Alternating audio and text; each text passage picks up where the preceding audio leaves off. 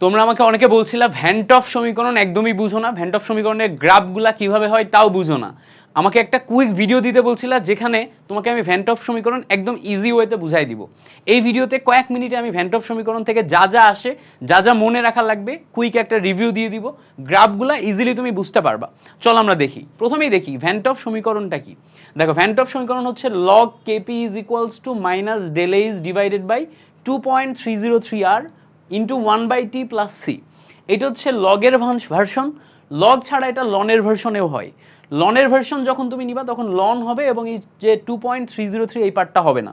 আমি লনের ভার্সনটা লিখি নাই, লগের ভার্সন দিয়েই তোমাকে গ্রাফগুলা দেখাই দিব। দেখো এই যে ভ্যান টফ সমীকরণটা আছে, এখানে এই সাইডে লগ কেপি আছে, এদিকে 1/t আছে, আর মাঝখানে দেখো minus del H divided by 2.303 আছে। এই জায়গাতে আমরা এই টোটাল ইকুয়েশনটাকে যদি একটা গ্রাফে বসাইতে চাই, তাহলে গ্রাফের ওয়াই অ্যাক্সিস এবং এক্স অ্যাক্সিস আছে। ওয়াই অ্যাক্সিস বরাবর আমরা লগ কেপি রাখবো, লগ কেপি কে ওয়াই অ্যাক্সিস বরাবর রাখবো। আর এক্স অ্যাক্সিস বরাবর আমরা 1/t কে রাখবো, 1/t কে আমরা এক্স অ্যাক্সিস বরাবর রাখবো। রাখলে খেয়াল করে দেখো এটা y is equals two mx plus c সমীকরণের সাথে মিলে যায়। তার মানে m এর যেই ভ্যালু, ঢালের যেই ভ্যালু, সেটা এই টোটাল টার্মটা চলে আসে না। ফলে আমি m এর একদম ডিরেক্ট ভ্যালু দেখো, এই যে m is equals to minus del a is divided by 2.303 r পাচ্ছি। m এর ভ্যালু এটা পাচ্ছি। এবার খেয়াল করো m এর যে ভ্যালু, ভ্যালুর মধ্যে ডেল এইচ এর একটা ব্যাপার আছে। তো ডেল এইচ আবার তাপ উৎপাদী বিক্রিয়ার জন্য একরকম হয়, তাপ হারি বিক্রিয়ার জন্য একরকম হয়। তো আমরা এখানে একটু ভালো করে খেয়াল করি, এখানে একটা বিক্রিয়া দেখতেছি, অ্যামোনিয়া প্লাস নাইট্রোজেন প্লাস 3 মোল হাইড্রোজেন মিলে 2 মোল অ্যামোনিয়া তৈরি করে প্লাস 92 কিলোজুল তাপ তৈরি করে। এই যে 92 কিলোজুল তাপ তৈরি করার বিক্রিয়া, এটা কি টাইপের বিক্রিয়া? উত্তর হচ্ছে এটা তাপ উৎপাদী বিক্রিয়া। তাপ উৎপাদী বিক্রিয়া যদি হয়, তাপ উৎপাদী বিক্রিয়ার জন্য ডেল এইচ এর মান কি? ঋণাত্মক।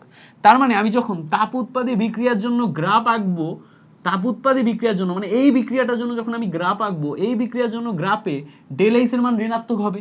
ভাই অলরেডি আমার একটা মাইনাস আছে, আবার এখানে মাইনাস আছে, তাহলে মাইনাসে মাইনাসে এই জায়গার জন্য ঢালের মান আমার কি হয়ে যাচ্ছে? ঢালের মান হয়ে যাচ্ছে প্লাস। অলরেডি একটা মাইনাস আছে, আবার এই বিক্রিয়ার জন্য ডেল এইচ এর মান মাইনাস, তাহলে মাইনাসে মাইনাসে এই বিক্রিয়ার জন্য ঢালের মান প্লাস হচ্ছে। ঢালের মান প্লাস হলে ঢালটা কোন দিকে যাবে? উপরের দিকে যাবে। যেহেতু সমানুপাতিক হয়ে যাচ্ছে তখন উপরের দিকে যাবে। তাহলে দেখো এই জায়গা থেকে উপরের দিকে যাচ্ছে, তাহলে তাপ উৎপাদী বিক্রিয়ার জন্য এই ভ্যান টফের সমীকরণের গ্রাফে ঢাল উপরের দিকে যাচ্ছে। তাহলে দেখো এই বিক্রিয়ার জন্য ঢাল চাইলে এটা উপরের দিকে হবে। তাহলে যদি আমার এমসিকিউতে বিক্রিয়া দিয়ে দেয় এবং বিক্রিয়া দিয়ে ঢাল জিজ্ঞেস করে, তখন আমি দেখাবো উপরের দিকে ঢাল। এবার আসো তাপহারী বিক্রিয়ার দিকে আসি। PCl5 কে যদি আমরা তাপ দিই, তাহলে আমরা PCl3Cl2 পাই। তাপ দিয়ে ভাঙতেছি না, তাহলে তাপহারী বিক্রিয়া। N2O4 ডাইনাইট্রোজেন টেট্রাঅক্সাইড, এটাকে যদি তাপ দিয়ে ভাঙি 2 মোল NO2 পাই। এটাও একটা তাপহারী বিক্রিয়া। আমরা জানি ভাই তাপহারী বিক্রিয়ার জন্য ডেল এইচ এর মান কি?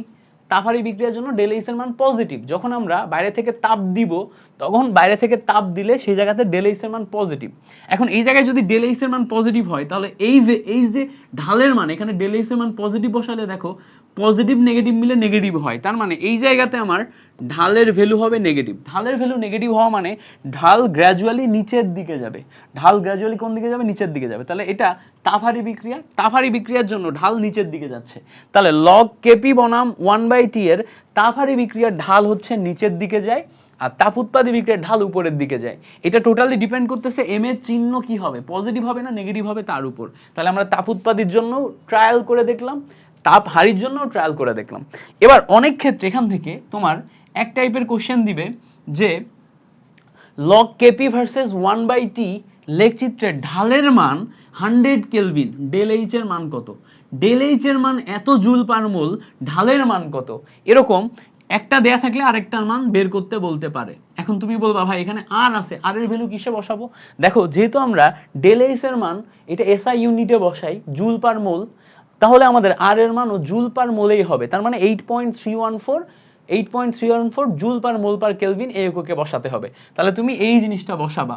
এছাড়া এই যে ঢাল যেটা আছে না, এই ঢালের এককও বিভিন্ন সময় লিখতে বলে।